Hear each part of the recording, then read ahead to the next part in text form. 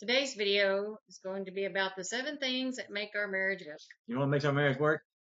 Our marriage is based. I just found out what that word means.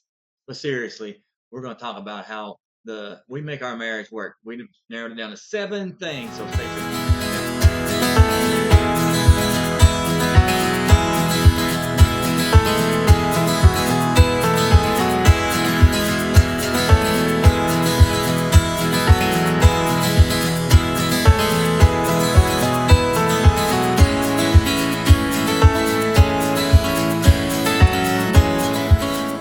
I'm Joey. This is the Christ-centered marriage and family show, and today we're going to talk about the 7 things that make our marriage work. Before we do, I don't want to forget because we're new to this, and we need to grow our show and grow our channel so we can get out to more people and help more people. We're just 3 shows into it, and we're not doing bad, but we want to be able to reach out more. So give us a thumbs up, hit the like button, subscribe too. Subscribe. We need subscribers, and comment. You know, like somebody I watch on YouTube, he says even if it's a negative comment, that's fine too. It still works the algorithm. All right, we can take the negative comments, right? We can take them. I doubt it'd be it might be some people that they don't like our Bible-based view. It might be too old-fashioned for them, but comment. And if you got questions, we'd like to answer your questions. Okay, so go ahead, Lori. Let's get us started. Oh, 7 things. So I guess I'm gonna get started, right? You're gonna Okay, get started. I'm gonna get started. Okay, all right. Here we go. Number one on the list, we put God first. Our marriage is Christ based, which I have a saying that marriage is a God given standard. People say biblical marriage or Christian marriage. I think that's kind of redundant because the only true marriage is God's marriage, God's definition of marriage, and Christ centered marriage. And to say biblical marriage is kind of redundant because there really is no other kind of marriage. So you may not agree, but that's our reality. That's how we function. In our first 2 videos, we talked about that from Ephesians chapter 5. So first, Christianity is not our religion. Yeah, I mean it is, yes, but it's more than it's our lifestyle.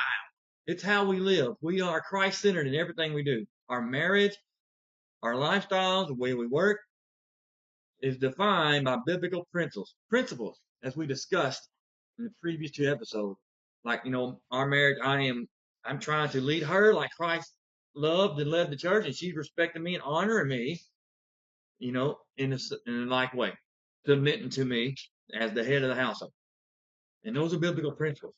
And we also are faithful to our local church. So not everything revolves around our church, and we've had to learn to say no to some things because we have to have time for our marriage and our family. But church is a big part, and it shapes our marriage and our family, as we discussed. And it goes hand in hand with our marriage. Anything else to add to that? I don't think so. Okay, number 2, you take that one. Okay, we have learned how to communicate better. So we have intentional talks every day, and the way we do that is we sit down every night on the couch usually, and we talk about the day, talk about maybe upcoming things. We usually try to read the Bible, and it might be a passage that has to do with the Bible study we're doing, or it might just be something that we might want to just share with each other. And we usually try to pray together, and we have usually try to have a couples devotional. We've read through a couple of those now. I think we're on our third one. Third one. Yeah. And so Yeah, just flood kind of that too. And listen, I hope eventually they'll start watching us too. But Ryan and Selena Frederick is our go-to podcast and website, and YouTube, and books. Fierce Marriage, you may have heard it. If you have not heard of them, get the book Fierce Marriage for Ryan and Selena Frederick. And they got a podcast, Fierce Marriage and Fierce Family. So okay, sorry, go ahead. I didn't plug that. Okay. Let's see. And so the last one is we send each other encouraging messages every day. Sometimes he'll leave me a post-it note on the mirror in the bathroom, or he'll get me a card from the dollar store. Dollar store cards are the best. They are the best. And then I don't know why, but I get reels that pop up about husbands and marriages, and so I'll send him that during the middle of the day, or he'll just send me a text message. I hope you have a good day today, and that sort of thing. So we try to communicate throughout the day with each other. All right, and the next one, I'll take number 3. We show simple acts of appreciation to each other every day. So, like he was saying, we listened to Ryan and Selena Frederick, and one of the things they said was to, this is called the 15-second kiss. And so we try to do that every morning when we get up and to greet each other, and then also in the afternoon when he comes home from work. Usually I come home first because I'm a school teacher, so I usually get home before him unless we have conferences or meetings or something like that. So What's that thing? What? Not the oxytocin. oxytocin releases Oxytocin. It's oxytocin. real. Hugs and kisses, touches, kiss. It's all it releases the oxytocin, and it kind of gives you little happy feelings. Yeah, happy feelings. That's right. Yeah, It's a happy hormone. dose. That's right. That's right. Happy hormone. So it takes 15 seconds of you're kissing or hugging before your body starts releasing the oxytocin. So that's why we do that. So and it does work. It does helps release if you had a stressful day at work, it does help release the stress of the day and just helps us feel closer to each other. That's right. I said we greet each other. Well, I guess that's all about that one. Hug and kiss. Okay, Yeah. yep, we do. We do try to, and look, we're not perfect. And I would say, and this is not on the script, but that's fine. I would say we've been married 13 years, almost 13 years. And I would say compared to other people, which we're not supposed to do that. You're not supposed to compare to other people, but if you had to, 5 years ago, we had to ask how we felt about our marriage, we'd probably say it's pretty good. But now that we have made a lot of positive changes, we look back and say, well, our marriage wasn't as really that good. We just didn't know it. And we did a lot of hugging and kissing, but there was quick, gotta go, real quick, peck on the cheek, gotta go.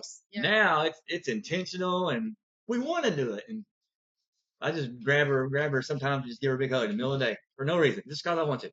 Yeah. But anyways, okay. And my next, okay, number 4. It kind of goes along with what we're talking about here. This one is don't neglect physical touch. And this is what you call the non-intimate touch, the stuff that you should do anyways. Holding hands. And I will, when she's walking down the sidewalk or walking in church, I'll just grab her hand and say, hey, give me your hand. And you gotta stay with me. Yeah. And people have, well, I'm bragging on this. People have come up to us and say, oh, look at you guys, and holding hands. That's so cute. And I'm like, well, I want them to see that. I want them to see me and her holding hands. That's good. Sitting close to each other.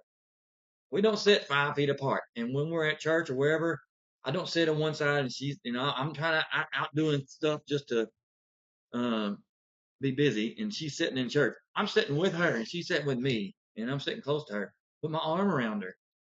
Put my hand on her shoulder or something when I'm driving. Mm-hmm. And she notices that. Yeah. So the physical touch is important. And it just, for her, it helps me too, but it helps more for her. And maybe a show coming up, I'll talk about pursuing my wife. Maybe that'll be our next show. Maybe. That's going to be our next show, how I pursue you. And just the random small things that people take for granted. She doesn't take for granted. And, it brings a smile to her. Makes her feel appreciated. Yeah. Okay, where are we at? Number 5, that's you. Number 5, we stay involved with each other. So we set aside times where just the two of us go out and do something. So just within the last couple of weeks, I'll give you some examples. Yesterday, for example, we had to take our car in to the car dealership to get the oil changed and all that. So we kind of made a date out of it. I could say, why don't you go do it and I'll just sit here, and you would have done it, but it's more meaningful when we did it together. Used to, I would go do that and he would stay home and, he wasn't doing nothing. He was either doing his Bible studies or whatever, but this time he went with me and we made a date out of it. So we went by the coffee shop, got some coffee to drink while we were waiting on the car to get done. And then after that, we went and got something to eat together. And then we went and got groceries. Yeah, got groceries. Getting groceries a date. We did it together. So that's just some examples. Sometimes on Saturday mornings, we have a park here locally that has a nice shaded walking trail. So we'll go walk on that sometimes. Sometimes we'll do a Friday night date. We'll tell our kids. Our kids are older, so our youngest one is 16, so they're home.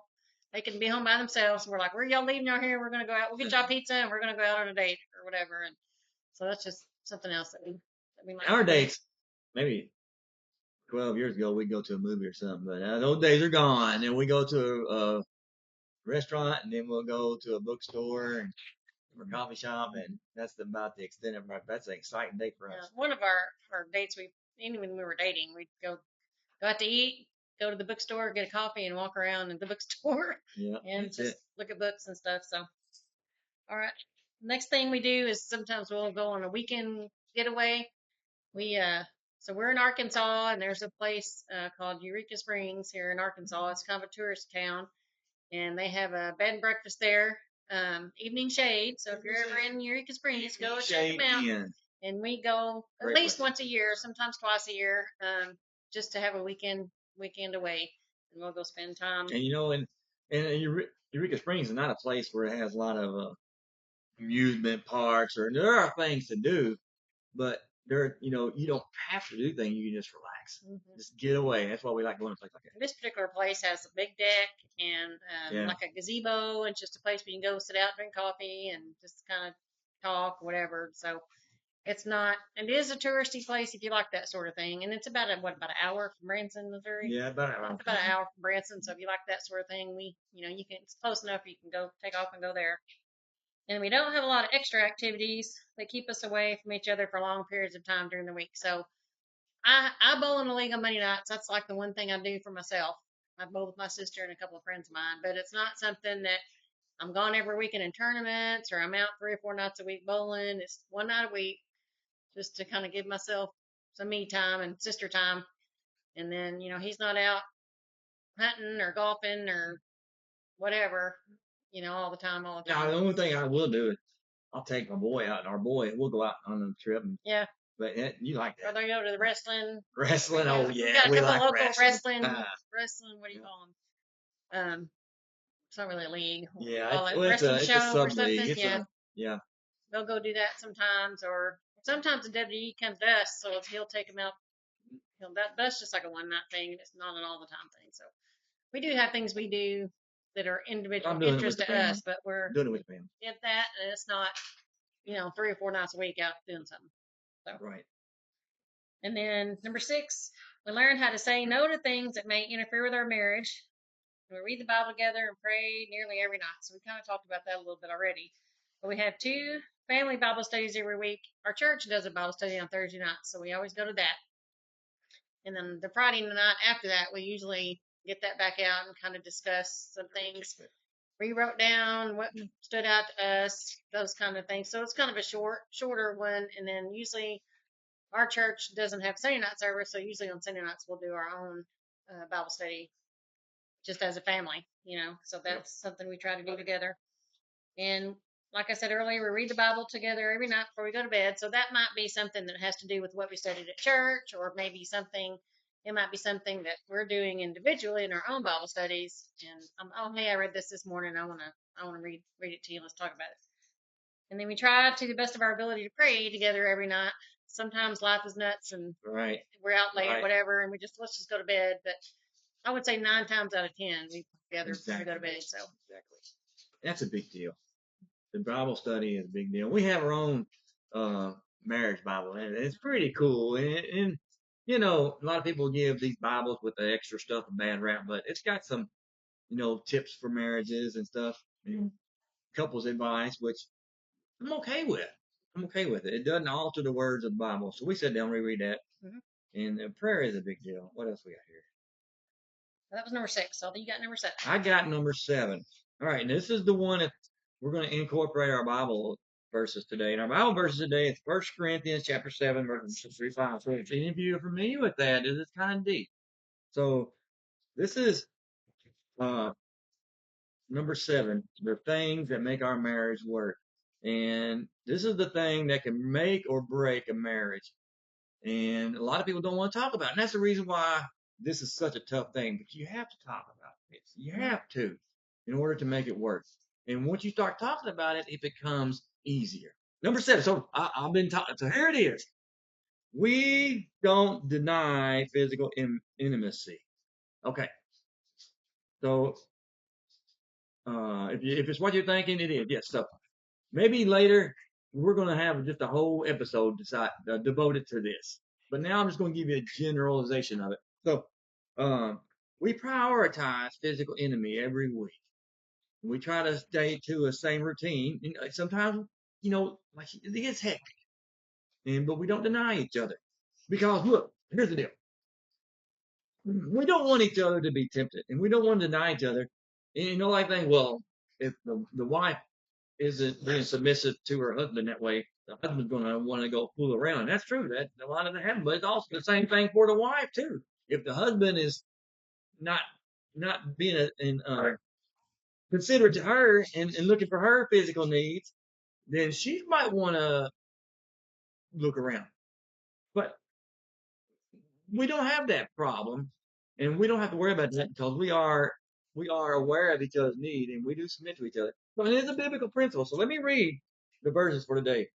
Now, concerning things about which you wrote, it's good for a man not to touch a woman because of immoralities.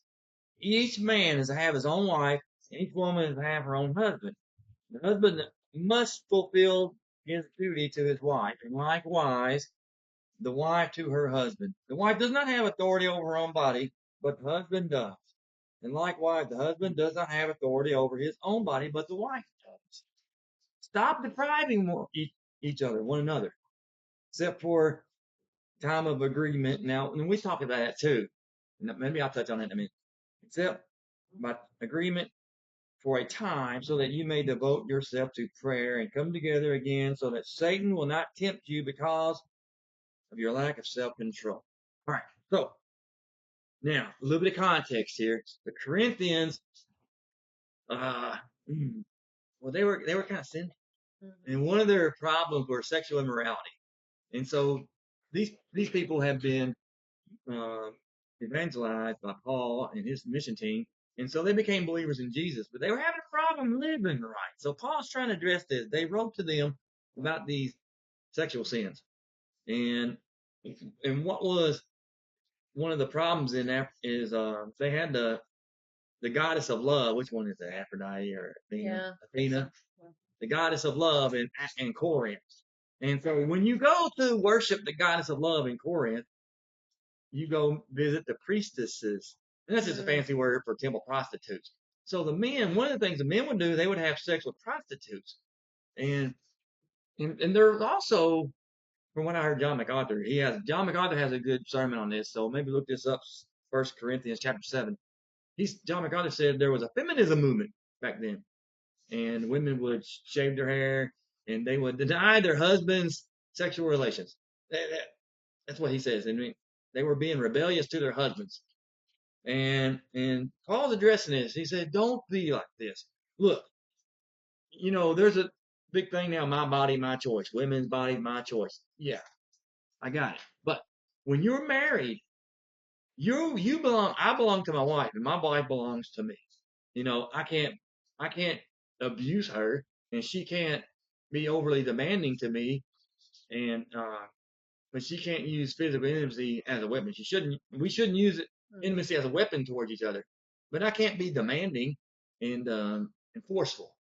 But so how does this work for us?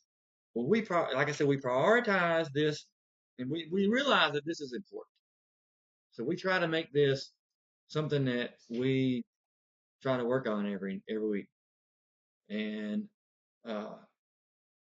there's something. I'm gonna tell you something simple. We go to bed together at the same time.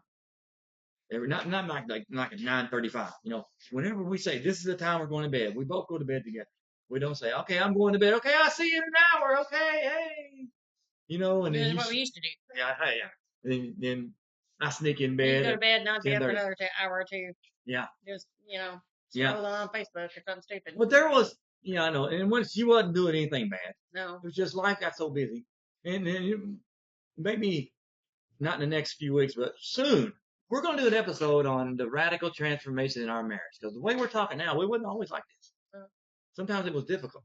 But a few months ago, we went to a conference, marriage conference, and I'll tell you about that later.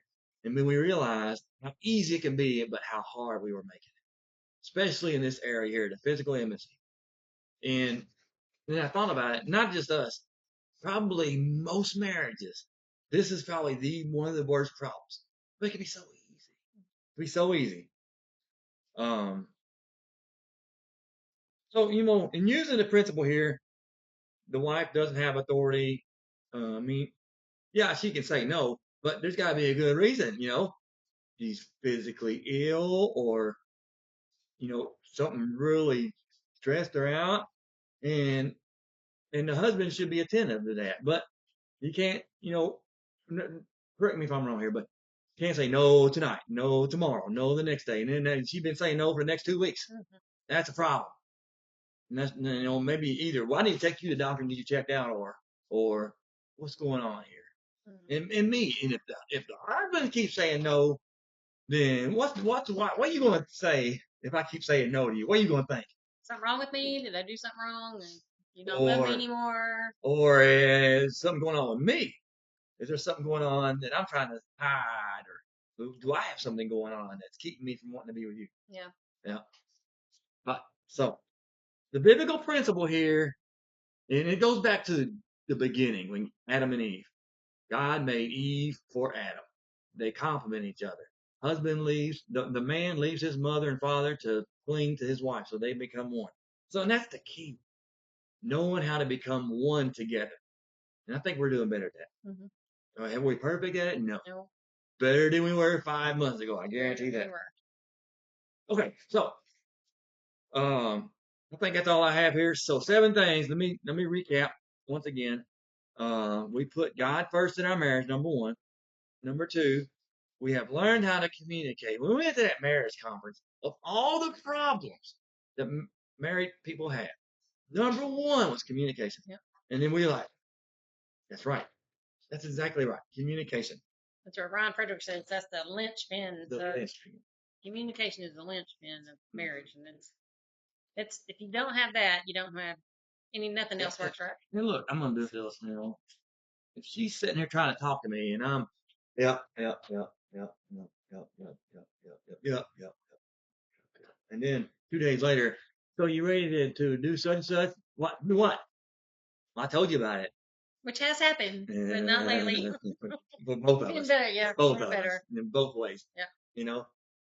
So we were communicating, but we weren't properly communicating. Like things like I can say something to her, or she can say something to me, and it happens. This is something we learn, especially in the podcast and the conferences. You can say a certain thing, and the other person can take it the wrong way. And it does happen. I guarantee. So once you learn how to communicate better, then everything else can fall into place. But if you're not communicating, none of this will work. Yep. If you don't have Christ first, if you don't communicate properly, forget the rest of it. Yep. Forget the rest of it. So number 3, show simple acts of appreciation. Show that you value your spouse. And it could be something simple, or it could be something big. She's not a big flower person, but if I bring her flowers, she appreciates it. I don't have to bring her flowers every day because, she'd be like, well, that's kind of a waste. Well, and speaking of that, if another resource that we found is the Gary Chapman book, 5 Love Languages. So if you know your spouse's love language, that's very good. how you know to show them appreciation. Like, if their love language is physical touch, to hold their hand, or that's what they want. Quality time, physical touch. Yeah. I had to learn that. When I learned that, boom. Yep. That was the key. Just physical touch. Number 4, number 5, stay involved. Stay involved. Don't neglect each other. Don't neglect each other. Learn how to say no to things that interfere with your marriage. Look, this is tough. This is tough, guys, especially with the men. We like our hobbies, and sometimes men or women, husband or wife, stay late at work. I gotta stay late at work. I gotta do extra work hard, because I just gotta work hard. Sometimes you don't have to work hard. Sometimes all that extra work doesn't benefit you at all. It doesn't get you anywhere. Just busy work. And one of the things I found out, there's one thing that Christian husbands and wives do, is they get overly involved in church activities. Overly involved. Church activities good, they're great. They're awesome, and you should be involved. But we found out recently that being overly involved is not good. And you have to say no. You have to say, you know what? I have to cut back on my church involvement because I can't be doing 7 things at the church throughout the week and still try to have a good marriage and family. Something's got to give. So Christ is first, my marriage is second, and then the family, and then church is somewhere in the middle there. And then don't deny each other physical intimacy. You know, I put that last because it's not like the last on the list, but it's important. But all those other things go together. They build the foundation. You know, if you want physical intimacy to work and you don't communicate, forget it. Or if you don't have the physical touch throughout the day, if the only time I want to touch her is nighttime, forget it. Forget it. I'm telling you. You know. But anyway, anything you like to add? Anything? And I think we're about. I think that's about it. I think Ryan and Selena call that simmering. Simmering. Where he'll send me a text message. Hey, hope you're having a good day. I love you, or I'll leave him a post-it note, or I'll send him a romantic reel or something like that. Oh yeah, she's good at sending those social media pictures and short video clips and the reels, whatever you call them. I don't know what they call them. But I mean, there's only so many preacher videos I could send her that, you know, or some cool dirt bike going through a mud hole or something. You know, I don't see a lot of cool romantic video stuff on my social media feed. It's just more a send her a Joe Webbin clip or something.